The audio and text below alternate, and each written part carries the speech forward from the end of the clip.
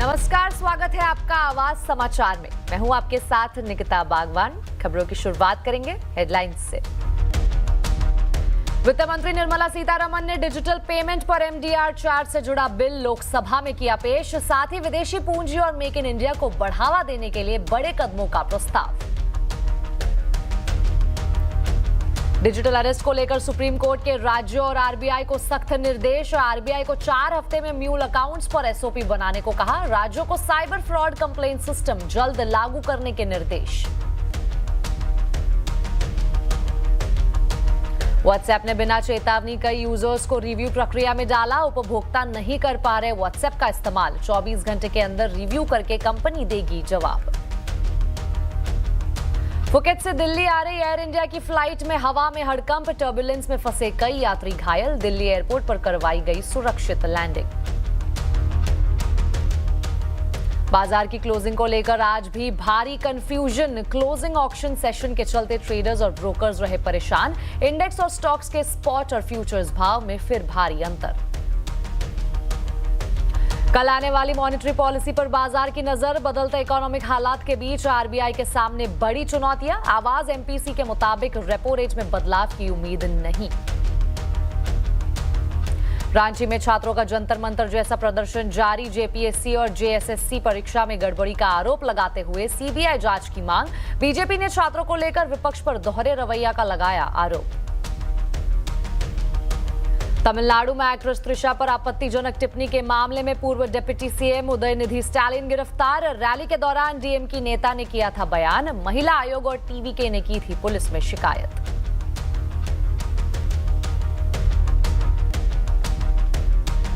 Digital payment पर MDR charges से जुड़ा बिल वित्त मंत्री निर्मला सीतारमण ने आज लोकसभा में पेश कर दिया।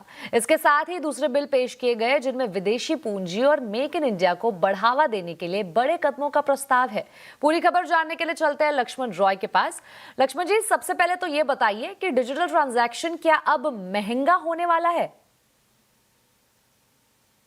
देखिए, हम आप जो डिजिटल ट्रांजैक्शन करते हैं 100 रुपये का, 200 रुपये का, 1000 रुपये का, 2000 रुपये का, तो ये सब महंगा होगा, इसकी संभावना तो मुझे दूर दूर तक फिलहाल नहीं दिख रही है। हाँ, ये बात ज़रूर है कि डिजिटल ट्रांजैक्शन पर लगने वाले चार्जेस से जुड़ा हुआ जो कानून है उसमें बदलाव करने का रास्ता साफ हुआ है, क्योंकि वित्त मंत्री ने एक खास बिल पेश किया है payment and settlement system act 2007 में बदलाव का।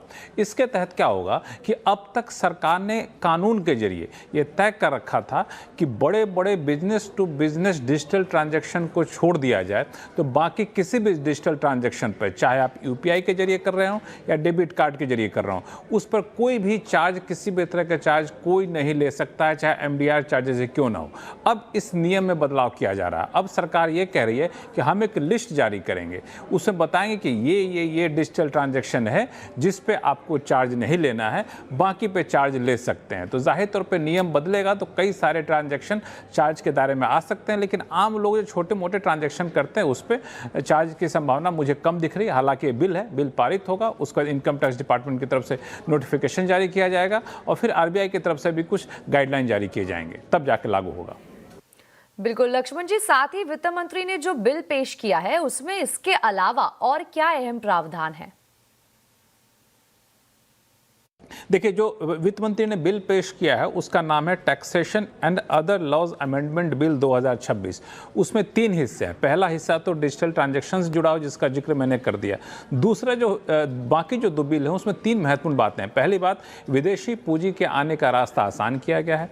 मेक इन इंडिया को बढ़ावा देने की बात की गई है।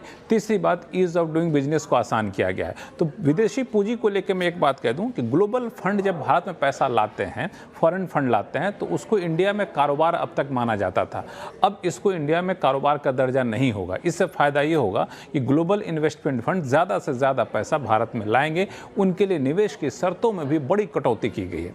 ऐसे ही रियल एस्टेट इन्वेस्टमेंट ट्रस्ट है, इसमें भी जो टैक्स फ्री डिविडेंड है वो नए टैक्स रिजीम में भी मिलता रहेगा निवेशकों को, इसके लिए भी व्यवस्था यहाँ पर की गई है। साथ ही साथ दूसरे जो कानून है, डेटा सेंटर है, डेटा सेंटर के लिए मंजूरी की प्रक्रिया आसान होगी। विदेशी डेटा सेंटर यहाँ पे लीज मॉडल पर भी अपना कारोबार कर सकते हैं। पहले ऑनरशिप ज़रूरत था, अब उस ऑनरशिप की शर्त को हटा दिया गया। ऐसे कई सारे प्रावधान किए गए जो विदेशी निवेश को बढ़ावा देगा और ईज ऑफ डूइंग बिजनेस को बढ़ावा देगा, मेक इन इंडिया को बढ़ावा देगा।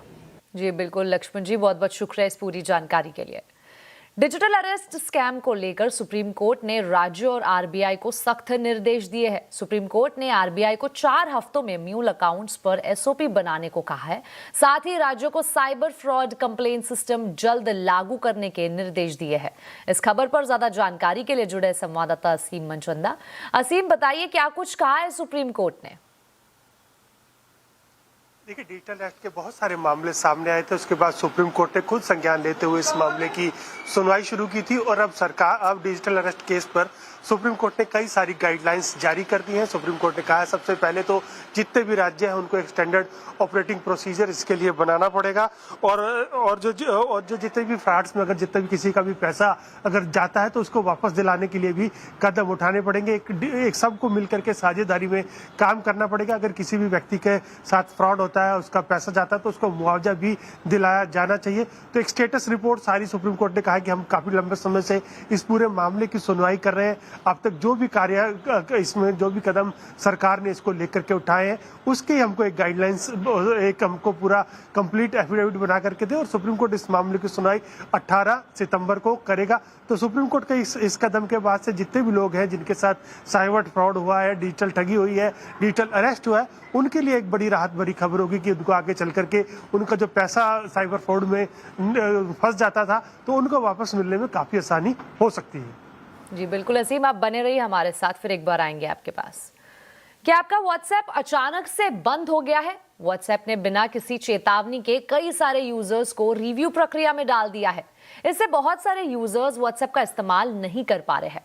इस पर ज्यादा जानकारी के लिए जुड़े असीम मनचंदा। असीम, क्या है ये पूरा मामला, बताइए। देखिए, कल रात को 8 बजे अचानक बहुत सारे लोगों के पास मैसेज आया, उनके व्हाट्सएप से उनको लॉग आउट कर दिया गया और वो लोग अब दोबारा से उसको एक्टिवेट नहीं कर पा रहे थे, दोबारा से किसी भी तरह का व्हाट्सएप का इस्तेमाल नहीं कर पा रहे थे। उनके पास मैसेज आया था कि आपको एक रिव्यू प्रक्रिया के अंदर डाल दिया है और जब तक ये रिव्यू प्रक्रिया अगले 24 घंटे के अंदर पूरी होगी तब तक आप इसको इस्तेमाल नहीं कर पाएंगे। तो ये बहुत सारे लोगों के साथ हुआ, बहुत सारे लोगों ने इसकी शिकायत सरकार जो अपने सोशल मीडिया के ऊपर शेयर करी और उसके बाद व्हाट्सएप ने एक बयान भी जारी किया। व्हाट्सएप को कह रहा था कि हम समय समय पर जो भी साइबर सिक्योरिटी के लिए कदम उठाते रहते हैं। कई लोगों के साथ ऐसा हुआ है, उनका अकाउंट वापस करने की प्रक्रिया के ऊपर हम काम कर रहे हैं। लेकिन अगर आप भी व्हाट्सएप का इस्तेमाल कर रहे हैं और आपका व्हाट्सएप भी ऐसे अगर 24 घंटे के लिए ब्लॉक हो जाए तो बहुत सारे लोग हैं जिनको कि इससे परेशानी का सामना उठाना पड़ेगा। तो वही सारे लोग आगे आकर के अब शिकायतें भी कर रहे हैं कि व्हाट्सएप ने बिना किसी चेतावनी के उनको इस रिव्यू सिस्टम में डाल दिया और उनको व्हाट्सएप का इस्तेमाल अब नहीं करने दिया जा रहा है। जी बिल्कुल असीम, बहुत बहुत शुक्रिया इस पूरी जानकारी के लिए। सोशल मीडिया प्लेटफॉर्म पर भारत की संसदीय समिति काफी ज्यादा नाराज है। आईटी पर संसदीय समिति ने सोशल मीडिया की हरकतों को भारत को अस्थिर करने की साजिश बताया है। समिति ने कुछ देर के लिए प्रधानमंत्री मोदी के वीडियो को फेसबुक से हटाए जाने पर जुकरबर्ग को अल्टीमेटम दे दिया है। संसदीय समिति के अध्यक्ष निशिकांत दुबे ने इसे देश को अस्थिर करने का प्रयास बताते हुए मेटा के सीईओ मार्क जुकरबर्ग से सार्वजनिक माफी की मांग की है। उन्होंने दो टूक कहा है कि अगर जुकरबर्ग माफी नहीं मांगते हैं तो आईटी एक्ट की धारा 79 के तहत मेटा के सेफ हार्बर सुरक्षा समाप्त कर दी जाएगी। जो वो माफी मांग रहे हैं, ये माफीनामा जकरबर्ग की तरफ से आना चाहिए और ये जकरबर्ग नहीं देते हैं तो जो सेफ हार्बर का जो प्रोटेक्शन है उनको सेक्शन 79 में, वो सेफ हार्बर का प्रोटेक्शन उनसे वापस ले लेना चाहिए 3-4 चीज़ों। एक तो चाइल्ड सेक्सुअल एब्यूज़ का जो CSAM जो है उसमें यूट्यूब के पास भी वो कंटेंट रहता है, मेटा के पास भी वो कंटेंट रहता है और चाइल्ड एब्यूज़ के कंटेंट को नहीं उतारते। महिलाओं के कंटेंट का वो उतारते नहीं है। भारत सरकार के ये दोनों नियम बड़े सख्त हैं और उसके ऊपर ये होम मिनिस्ट्री की भी बात नहीं मानते हैं, IT मिनिस्ट्री की भी बात नहीं मानते हैं सभी। तो हमने कहा है कि इन सारे चीज़ों में और कई एक चीज़ों में आपको पता है कि तेलंगाना की जो कांग्रेस सरकार है वहाँ के चीफ मिनिस्टर ने मेटा इंडिया के ऊपर जो है FIR किया है, चीज़ें किया है। हमने कहा है कि इन सबों से सेफ हार्बर खत्म कर लीजिए। तो क्या सोशल मीडिया निष्पक्ष नहीं है और एल्गोरिदम का खेल भारत या देश को नुकसान पहुंचा रहा है? आवाज अड्डा में भी हम आज इसी पर चर्चा कर रहे हैं। सोशल मीडिया कितना निष्पक्ष? जरूर जुड़िए शाम 7:57 पर एक खास पैनल के साथ। बढ़ते अगली खबर की ओर। आज फुकेट से दिल्ली आने वाली एयर इंडिया की एक फ्लाइट जबरदस्त टर्बुलेंस का शिकार हुई, जिससे कुछ यात्रियों को चोट पहुंची है। हालांकि विमान सुरक्षित दिल्ली एयरपोर्ट पर उतारा गया। क्या हुआ, इसकी पूरी डिटेल बता रहे संवाददाता रोहन सिंह। जी, फुकेट से दिल्ली आ रही थी एयर इंडिया की फ़्लाइट 2379 जब ये टर्बुलेंस की घटना घटी है। जो अब तक जानकारी मिली है हमारे पास कि जब वो विमान अपने क्रूज़ फेज़ में था उस वक्त ये जो टर्बुलेंस आया है, और ये टर्बुलेंस इतना ज़्यादा गंभीर था कि जो विमान का एल्टीट्यूड है वो भी कुछ समय के लिए बदल गया था। और अब तक जो तस्वीरें आ रही हैं उसमें साफ दिख रहा है कि विमान के अंदर भी थोड़ा डैमेज जो हुआ है। कुछ यात्रियों को मामूली चोटें भी आई हैं। जो तस्वीरें आ रही हैं उसमें कुछ यात्री जो है व्हील चेयर से निकाले जाते हुए दिख रहे हैं। जो अब तक जानकारी है करीब 10 से 12 ऐसे टोटल यात्री हैं जिनको कि लैंडिंग के बाद जो है दिल्ली में जो एयरपोर्ट में मेडिकल सेंटर है वहाँ पे प्राथमिक उपचार के लिए ले जाया गया। हालांकि एयर इंडिया का कहना है कि ये जो चोटें हैं वो बहुत गंभीर नहीं हैं और एहतियातन ये जो जांच है वो की गई है। फिलहाल डीजीसीए इस पूरे मामले की जो है वो जांच कर रहा है और उसके बाद जो है जो यात्री हैं, जो प्रभावित यात्री हैं, उनको जो भी इलाज या जो बाकी ज़रूरतें हैं उनको पूरी कराने की कोशिश की जा रही है। एक दूसरे से बात करती गाड़ियां, एक दूसरे को अलर्ट देती गाड़ियां, ये सब कुछ जल्द ही हकीकत बन सकता है। सरकार एक ऐसी ही तकनीक को मंजूरी देने की तैयारी कर रही है जिससे सड़क दुर्घटनाएं कम करने में मदद मिलेगी। देखिए रोहन सिंह की यह report. Horn please, blow horn या फिर कीप डिस्टेंस, इस तरह के मैसेज ट्रक्स के पीछे अक्सर आपको देखने को मिलते हैं और इसका संदेश होता है पीछे वाली गाड़ी के ड्राइवर के लिए कि आप एक डिस्टेंस बना के चलें ताकि एक्सीडेंट ना हो पाए। लेकिन कितना अच्छा हो कि अगर गाड़ियों के अंदर ऐसी टेक्नोलॉजी हो कि गाड़ियां ही आपस में बात कर सकें, एक दूसरे को चेतावनी दे सकें। अब ये बिल्कुल संभव होने जा रहा है क्योंकि सरकार V2V कम्युनिकेशन को लेकर एक प्रस्ताव लेकर आई है। सरकार व्हीकल टू व्हीकल यानी V2V कम्युनिकेशन सिस्टम को अनिवार्य बनाने की तैयारी में है। आसान शब्दों में कहें तो गाड़ियां एक दूसरे से बातें कर सकेंगी। अगर दो गाड़ियां एक दूसरे के बहुत करीब आ जाएं, तो वे खुद एक दूसरे को अलर्ट भेज सकेंगी।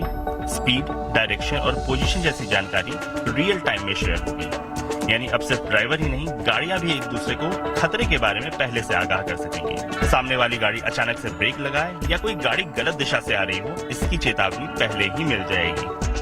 सड़क परिवहन मंत्रालय के प्रस्ताव के मुताबिक अक्टूबर 2028 के बाद से बनी हर वो गाड़ी जो L, M और N कैटेगरी के है, यानी चाहे वो 2 व्हीलर हो, 4 व्हीलर हो या ट्रक्स हो, उनके लिए V2V कम्युनिकेशन का किया जाना अनिवार्य हो सकता है। वहीं अगर कोई गाड़ी अक्टूबर 2027 के बाद से बनी है और वो स्वेच्छा से V2V कम्युनिकेशन लाना चाहती है तो उसके लिए AIS 230 स्टैंडर्ड्स तय किए गए हैं जिनका उन्हें पालन करना होगा। AIS 230 में 4 मुख्य सेफ्टी फीचर तय किए गए हैं: emergency brake alert, forward collision warning, wrong way driving alert और इमरजेंसी व्हीकल अलर्ट। इसके लिए खास स्पेक्ट्रम बैंड तय किया गया है जिसे दूरसंचार विभाग पहले ही लाइसेंसिंग की छूट दे चुका है। महानगरों की ट्रैफिक में अक्सर आपको ड्राइवर एक दूसरे के साथ तू मैं करते हुए नजर आएंगे, लेकिन कितना अच्छा हो कि ये काम गाड़ियां खुद आपस में कर लें और ड्राइवर को आपस में लड़ने की जरूरत ना पड़े। V2V कम्युनिकेशन आने के बाद ये संभव हो सकेगा, लेकिन बड़ा सवाल ये है कि जब तक अधिकतर गाड़ियां इस तकनीक से लैस नहीं होती है तब तक ये कितना एफिशिएंट होगा। रोहन सिंह, नोएडा। चलिए अब आपको बता दें, सरकार ने दावा किया है कि त्योहारों के दौरान दालों की कीमतें नहीं बढ़ेंगी। कंज्यूमर अफेयर सचिव निधि खरे के मुताबिक दाल की आवक और स्टॉक पर्याप्त है। दालों की उपलब्धता में थोड़ी देरी हो सकती है, लेकिन कमोडिटी कीमतों पर असर नहीं दिखाई दे रहा है। फिलहाल दालों की कीमतें स्थिर है और इनमें ज्यादा बढ़ोतरी नहीं होगी। Sowing is still in progress. It may be delayed for say about 14-15 days, but we will have a clarity on the sowing by about 15th of August. I don't think we should be in good position because of very good buffer stock that we have, and you can also see from the prices of these commodities that prices have been stable, they have been range bound, and we need not really worry on this account. Tier 3 शहरों में world class cinema पहुंचाने के लिए PVR INOX ने नई पहल की है। स्मार्ट सिनेमाज नाम का एक नया फॉर्मेट लॉन्च किया है। इस मौके पर हमारी सहयोगी श्रेया ने पीवीआर आइनॉक्स के एमडी अजय बिजली से खास बात की।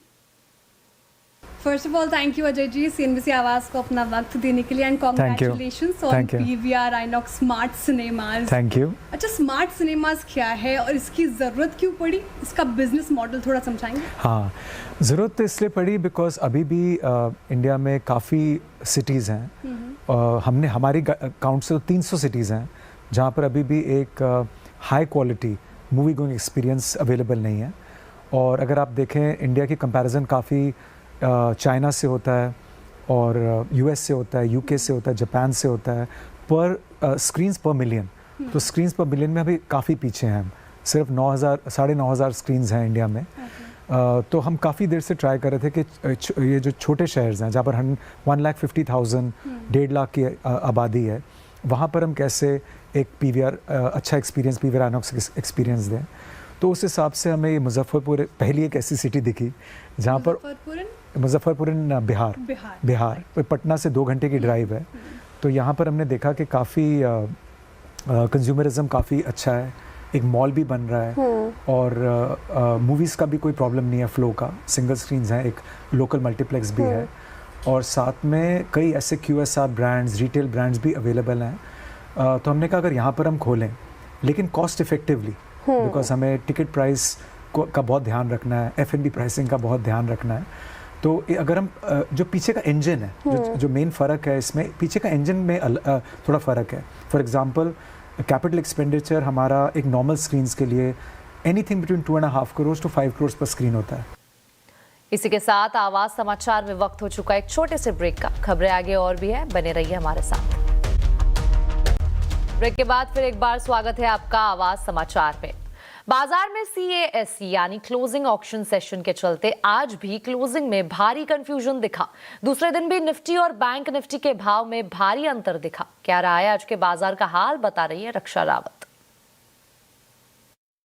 हफ्ते का दूसरा कारोबारी दिन यानी निफ्टी की वीकली एक्सपायरी का दिन और आज भी बाजार में जो कैश की कंफ्यूजन है वो बरकरार रही। कल के क्लोजिंग सेशन के बाद जो है आज भारतीय बाजार गिरावट के साथ कारोबार करते हुए नजर आए, क्योंकि वो गैप अप जो था वो वहां पर आज फिल होता हुआ नजर आया। लेकिन आज भी डे 2 में भी वो कंफ्यूजन बरकरार रही। 3:15 पर 24,500 के आसपास निफ्टी के जो कैश शेयर है उनकी क्लोजिंग हुई। लेकिन उसके बाद जो कैश का सेशन था वहां पर 100 पॉइंट का जंप जो है निफ्टी में देखने को मिला और यहां पर क्लियरली आप इंट्राडे चार्ट में देख सकते हैं। निफ्टी बैंक की बात करें तो यहां पर भी क्लोजिंग से करीब 100-200 पॉइंट का एक जंप आपको देखने को मिला। लेकिन मिड कैप और स्मॉल कैप यहां पर भी सेम हाल देखने को मिला। लेकिन आज की सेक्टोरियल पिक्चर वहां पर देख लेते हैं। सेक्टोरियल पिक्चर की बात करें तो यहां पर इंडिया विक्स उसमें एक स्पाइक देखने को मिला 2% का, जिसकी वजह से मार्केट में जो है वो गिरावट देखी गई। Auto, IT, FMCG, pharma, reality, oil and gas, financial,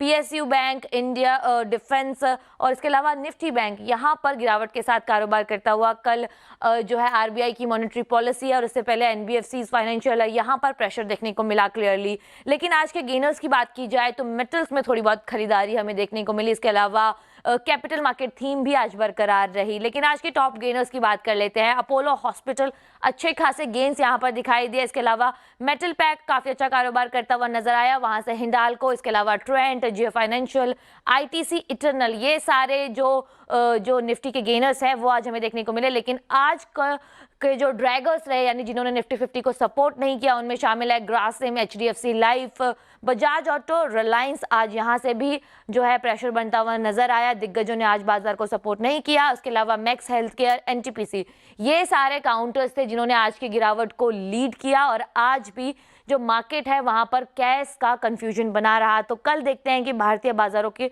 शुरुआत किस तरीके से होती है। बाजार की नजर कल आने वाले मॉनेटरी पॉलिसी पर है। बदलते इकोनॉमिक हालात के बीच RBI के सामने चुनौतियां बड़ी है। कल पॉलिसी में क्या हो सकते हैं बदलाव, इस पर CNBC आवाज ने अपनी MPC बैठक बुलाई। क्या निकला उसमें, डिटेल बता रहे हैं आशीष वर्मा। बिल्कुल ठीक, अपने MPC मेंबर्स से 6 सवाल पूछे थे ये समझने के लिए क्या हो सकता है कल। पहला सवाल था कि भाई दरों को लेकर क्या कोई छेड़छाड़ करने की तैयारी, दरें बढ़ाई जाएंगी, स्टेटस को रहेगा या घटा दी जाएंगी? तीनों एमपीसी मेंबर्स कह रहे हैं स्टेटस क्यो, ब्याज दरों में कोई छेड़छाड़ आपको इस बार देखने को नहीं मिलेगी। तो दूसरा सवाल था, पिछली बार भी पॉज था, पर पिछली बार हॉकिश पॉज था, यही क्लासिफाई इस एमपीसी ने करा था। तो इस बार क्या आप लोग न्यूट्रल पॉज मान रहे हो, हॉकिश या डविश पॉज? दो मेंबर्स कह रहे हैं हॉकिश पॉज होगा इस बार। तो फिर अगला सवाल था बट ऑब्वियस कि जो स्टैंस था अब तक न्यूट्रल चल रहा है, क्या उसमें शिफ्ट आरबीआई डिसाइड करता हुआ नजर आएगा? तीनों कह रहे हैं नहीं साहब, वो स्टैंस भी न्यूट्रल देखने को मिलेगा। तो दरों में कोई छेड़छाड़ नहीं और स्टैंस न्यूट्रल। उसके बाद आपको याद होगा पिछली पॉलिसी की हाईलाइट थी FY27 के इकोनॉमिक फोरकास्ट को रिवाइज किया गया था, तो फिर उसी से सवाल जुड़े हुए थे। पिछली बार जीडीपी का फोरकास्ट रिवाइज करा गया था, 6.9% से घटाकर 6.6% कर दिया था। इस बार और छेड़छाड़ की तैयारी? तीनों कह रहे हैं नहीं साहब, कोई बदलाव नहीं होगा, पिछली बार की पॉलिसी का जो 6.6% है वो कंटिन्यू कर रहा होगा। ऐसे ही इन्फ्लेशन प्रोजेक्शंस आपको याद होगा बढ़ा दिए गए थे, 4.6% से बढ़ा के 5.1% पे ले आए थे। इस बार भी तीनों बोल रहे हैं कि वो जो बढ़ा दिया, इस बार कोई बदलाव ना इन्फ्लेशन प्रोजेक्शन में देखने को मिलेगा। मोटा मोटी तीनों कह रहे हैं इस बार की पॉलिसी एक वेट एंड वॉच पॉलिसी होगी। एक आखिरी सवाल जोड़ दिया मैंने, 3 पॉलिसी से स्टेटस को चल रहा है, इस बार भी अगर एमपीसी मेंबर्स की माने तो एक और स्टेटस को पॉलिसी, तो फिर पिवट कब आएगा? ये देखिए टाइमलाइंस।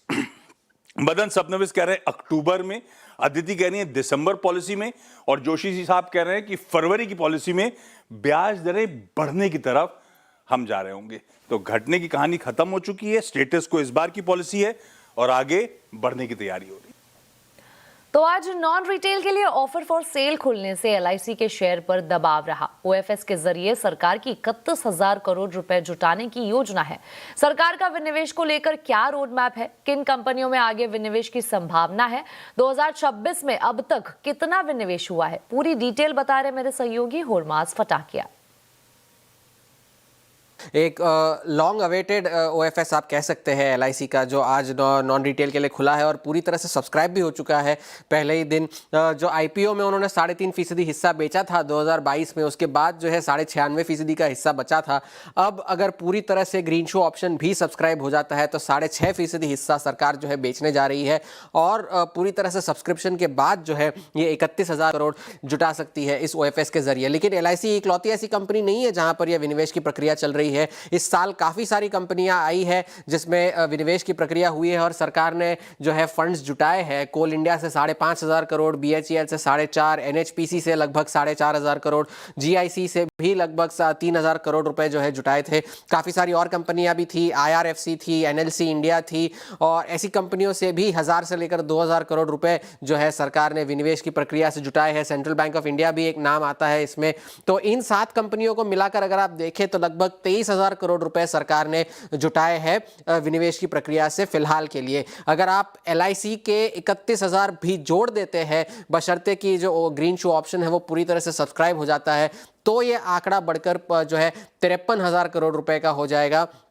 जबकि इस साल का वित्त वर्ष का जो डिसइन्वेस्टमेंट टारगेट है वो लगभग 80,000 करोड़ रुपए के आसपास का है। अगर एलआईसी का ओएफएस पूरा भर जाएगा तो लगभग 2/3 हिस्सा जो है इसका पूरा हो जाएगा। लेकिन अभी भी काफ़ी सारी कंपनियां ऐसी है जिसमें सरकार की हिस्सेदारी जो है 75% से ज़्यादा है। 14 ऐसी कंपनियां हैं, और अगर आप उस एक्सेस स्टेक को करंट वैल्यू से अगर जोड़े तो जो एक्सेस स्टेक की कुल वैल्यू है 75% के ऊपर का जो स्टेक है, अतिरिक्त स्टेक, वो उसकी वैल्यू लगभग 1.4 लाख करोड़ रुपीस, लगभग 1.5 लाख करोड़ रुपए के आसपास का आंकड़ा निकल कर आता है। वो कौन सी ऐसी कंपनियां हैं जहां पर जो एक्सेस स्टेक है वो सबसे ज्यादा है? ताज्जुब की बात नहीं है कि एलआईसी का नाम सबसे ऊपर आता है। हमने हिस्सा जो है 90% ही रखा है सरकार का, अज्यूम ये करके कि पूरी तरह से ओएफएस जो है वो भर जाता है। तो उस 15% का जो अतिरिक्त स्टेक है उसकी वैल्यू इस वक्त लगभग 76,000 करोड़ रुपए की है। Indian Overseas Bank, IRFC, FACT, Mazagon Dock, यहां पर भी जो है लगभग 6,000 से लेकर 12,000 15,000 करोड़ रुपए तक की अतिरिक्त हिस्सेदारी सरकार के पास है, जो कि 75% से ज़्यादा है। तो मिशन मोड में इस वक्त सरकार जो है विनिवेश की प्रक्रिया जो है वो कर रही है टारगेट्स मीट करने के लिए, और ये तो सिर्फ OFS के जरिए है। अगर आप QIP और बाकी सारे मोड्स भी अगर जोड़े तो ये नंबर जो है और बड़ा हो सकता है और टारगेट अचीव करने में काफ़ी आसानी भी हो सकती है। आज एथर एनर्जी और हीरो दोनों में जोरदार तेजी रही। नतीजों के बाद एथर एनर्जी जहां करीब 15% ऊपर रहा तो हीरो मोटो में 2% की बढ़त रही। क्या है एथर के नतीजों में खास और हीरो मोटो में क्यों हो रही है रफ्तार, बता रहे मेरे सहयोगी सुदर्शन कुमार। सबसे पहले अगर जो एथर एनर्जी की बात करें तो कंपनी ने Q1 FY27 का अर्निंग्स दिया। ऑपरेशनली अर्निंग्स बहुत ही स्ट्रांग है। अगर जो टोटल इनकम पे कैलकुलेट करें तो फर्स्ट टाइम कंपनी ने पॉजिटिव एबिटा दिया है, और अगर जो मार्जिन की बात करें तो 0.8% against -15.8% same quarter last year. अगर आप इंटरनल्स देखते हैं, होलसेल वॉल्यूम्स में 81% का उछाल देखने को मिला, रजिस्ट्रेशंस में मोर देन 100% 102% का उछाल देखने को मिला, प्रोडक्शन में 79% और क्वार्टरली प्री ऑर्डर्स की बात तो ऑलमोस्ट 160% इंक्रीज देखने को मिला। और कंपनी अब EL प्लेटफॉर्म भी लॉन्च करने वाली है, वो 29 अगस्त को लॉन्च होगा। उसके कारण क्या होगा कि वो मास सेगमेंट में एंटर करेंगे और वहां पे जो स्कूटर का प्राइस होगा वो 1 से 1.20 लाख पर स्कूटर होगा। ऑल्सो दूसरा एक ट्रिगर है कि नेक्स्ट सीरीज से कंपनी FNO में आ रही है। जितने ब्रोकरेजेस के कवरेज हैं सारे मेंटेन करते हैं पॉजिटिव स्टांस। अगर नोमरा की बात करें, उनका टारगेट प्राइस है 1714, CLSA की बात करें तो 1600 है, HSBC की बात करें तो वो 1450 पे पर शेयर है। अब हीरो मोटो क्यों फोकस में, तो अभी तक कंपनी ने 2400 करोड़ से ज़्यादा इन्वेस्ट किया है। आपको याद होगा कि 205 करोड़ से स्टार्ट किया था, रिसेंटली उन्होंने 1000 करोड़ का इन्वेस्टमेंट किया, और टोटल इन्वेस्टमेंट की बात करें तो 2400 करोड़ है, और अब उनका स्टेक ऑलमोस्ट 30.7% है। अगर जो आज के प्राइस पे वैल्यू निकालें तो उसका ऑलमोस्ट 18,000 करोड़ है। ऑलमोस्ट 8 to 9 टाइम्स का रिटर्न्स हीरो मोटो को देखने को मिला है। एथर एनर्जी में जो उन्होंने इन्वेस्ट किया है, इसके लिए आपको हीरो मोटो कॉर्प के भी शेयर प्राइस में उछाल देखने को मिल रहा है। बढ़ते आगे और आपको बता दें, जंतर मंतर की तर्ज पर झारखंड की राजधानी रांची में भी छात्रों का आंदोलन खड़ा हो गया है। स्थानीय जयपाल सिंह स्टेडियम में हजारों छात्र 29 जुलाई से प्रदर्शन कर रहे हैं। रविवार से एक छात्र नेता देवेंद्र नाथ मेहता ने अनिश्चितकालीन अनशन भी शुरू कर दिया है। आंदोलनकारी छात्र 14वीं JPSC प्रारंभिक परीक्षा को रद्द करने, पूरे मामले की CBI और ED से जांच कराने की मांग पर अड़े हैं। आंदोलनकारी छात्र स्टाफ सिलेक्शन कमीशन की परीक्षाओं में पेपर लीक और व्यापक धांधली की CBI और ED जांच की मांग कर रहे हैं, और मांगे ना मानने पर 10 अगस्त से विधानसभा घेराव की चेतावनी भी दी है। कल हमारे मंच से कॉल किया गया है 10 तारीख विधानसभा मार्च। अगर छात्र सरकार हमारी बात नहीं सुनते हैं तो 10 तारीख को हम लोग विधानसभा का घेराव करेंगे, ये हमने कॉल किया है।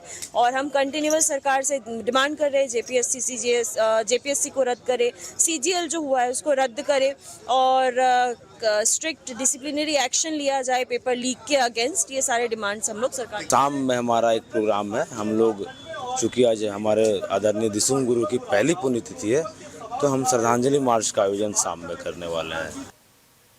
इसके साथ आवाज समाचार में अभी के लिए इतना ही। आप देखते रहे CNBC आवाज और अपडेटेड रहे खबरों पर हमारे सोशल मीडिया हैंडल्स के जरिए। नमस्कार।